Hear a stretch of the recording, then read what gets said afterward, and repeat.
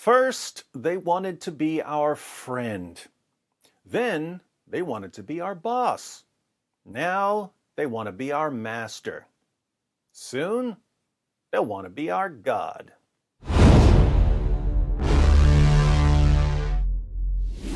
We're living right in the middle of the greatest power grab in history. Alexander the Great, Julius Caesar, Napoleon Bonaparte, they had dreams of conquering the world. Who would have thought that the goal would only be reached by the likes of Mark Zuckerberg, Jack Dorsey, and Susan Wojcicki? How did a handful of tech CEOs succeed where the greatest conquerors of all time failed? Since all of the major platforms use the exact same method to build their global tech empires, and since their power to control you and everyone around you is growing exponentially, this might be a good time to learn and understand their tactics, which will put you in a better position to resist and expose them. Big Tech presents How to Conquer the World in 3 Simple Steps. First, monopolize some form of social media. Facebook, Twitter, and YouTube are monopolies, but they monopolize different types of social media. Facebook is a social network. Twitter is a microblogging platform. YouTube is a video sharing platform. If you develop some new type of social media, or if you come up with a way for your platform to be favored over other platforms, or if you have endless trunks of money behind you, you can drive out competition and monopolize a form of speech on a global scale. For instance, YouTube was purchased by Google in 2006. Since Google has a monopoly on internet searches, it was able to favor YouTube in searches, thus constantly driving people to its video platform and away from other video platforms.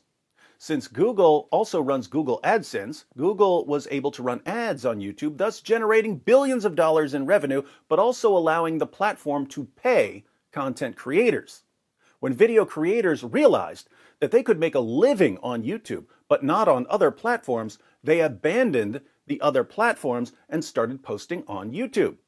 So thanks to Google's monopoly, YouTube attracted all of the best content creators, and other platforms were left with few creators, no money, and no way of being found in internet searches. That's how you monopolize a form of social media.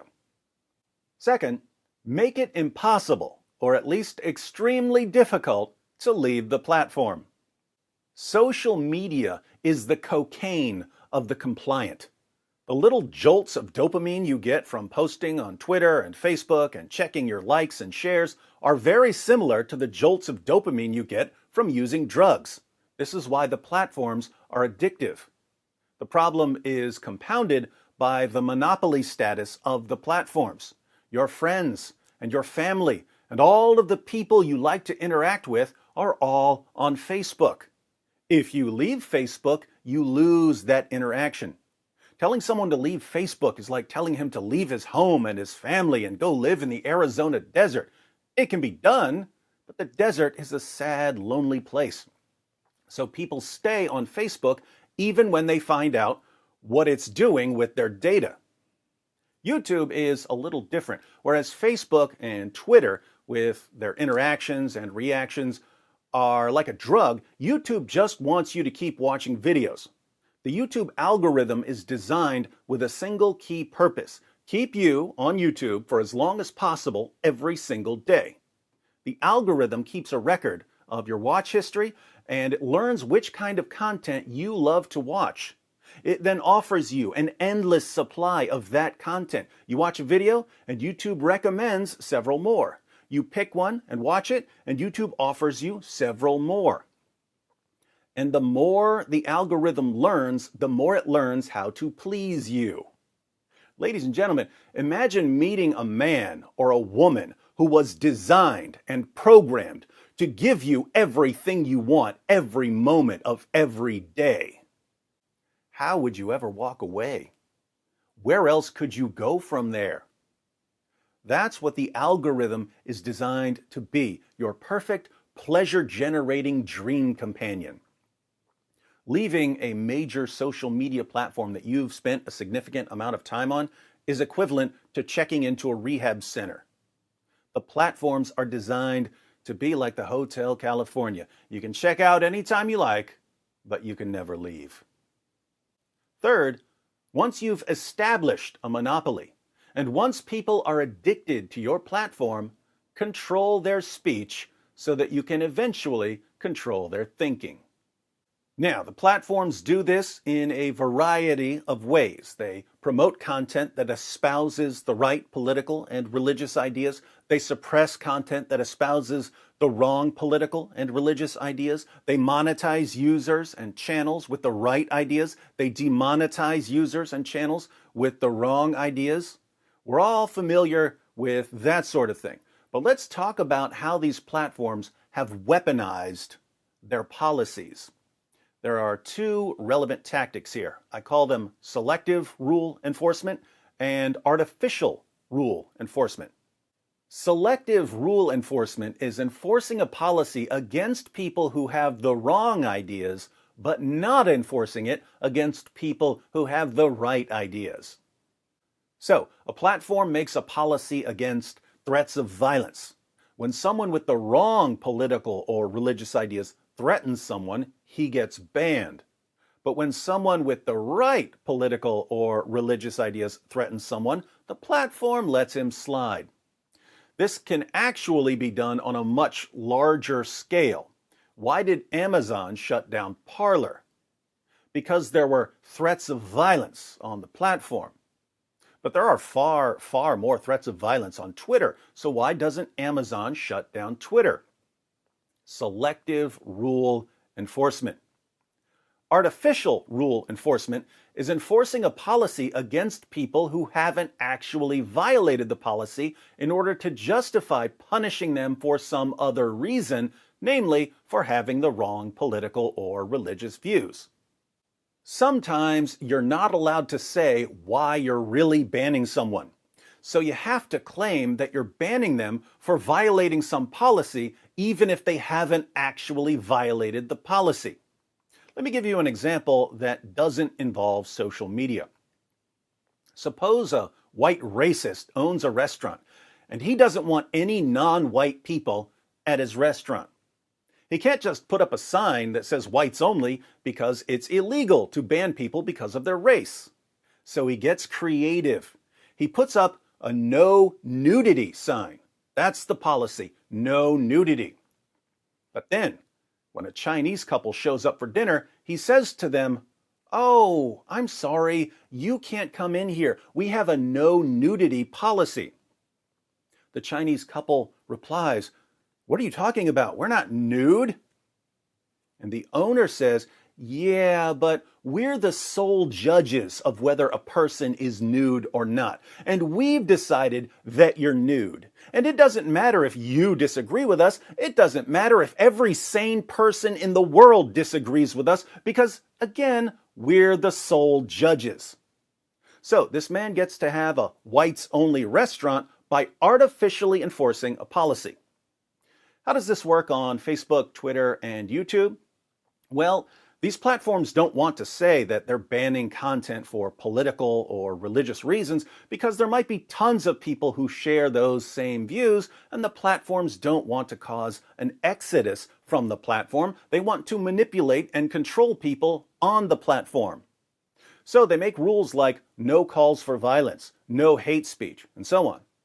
But then they enforce those rules against users who obviously haven't violated the policies in any way. Let's say you have the wrong political or religious views, and you happen to be someone that Twitter does want to get rid of. But you haven't violated any of Twitter's policies, so there's no clear justification for banning you. One day you tweet, "I'm not going to the Super Bowl." And the Twitter Trust and Safety team says, "What? You say you're not going to the Super Bowl?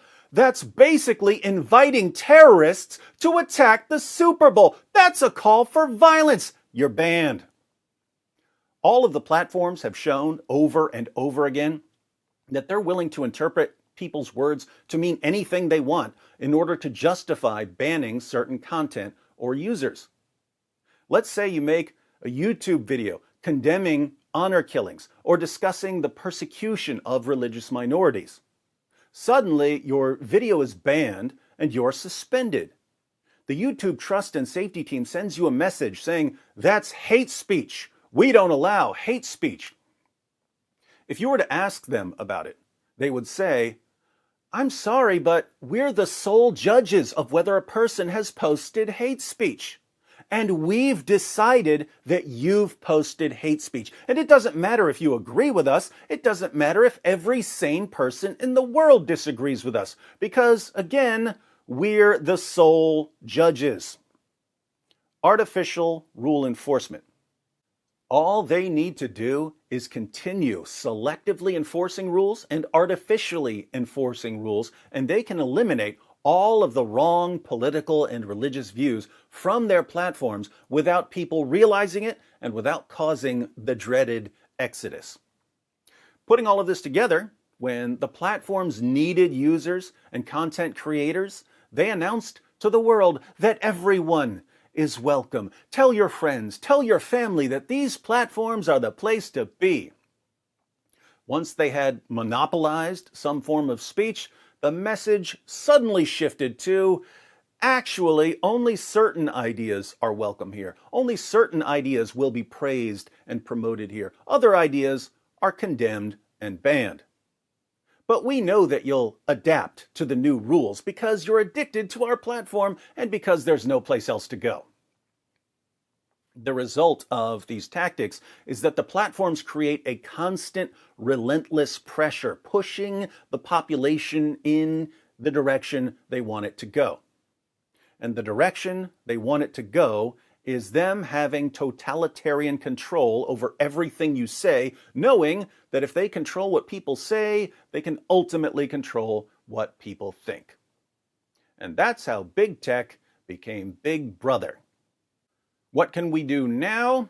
There's plenty we can do, and I'll discuss some things we can do in future videos, but I'll mention two simple steps. One, support small tech. If you learned anything from the Parler shutdown, it's that big tech fears small tech because they want to keep their monopolies. So check out Minds, Rumble, BitChute, MeWe, Gab, and hopefully Parler. The links to my pages on all of those platforms are in the description box. Second, use big tech to expose big tech. The best place to expose what Facebook is doing is on Facebook. The best place to expose what Twitter is doing is on Twitter. The best place to expose what YouTube is doing is on YouTube.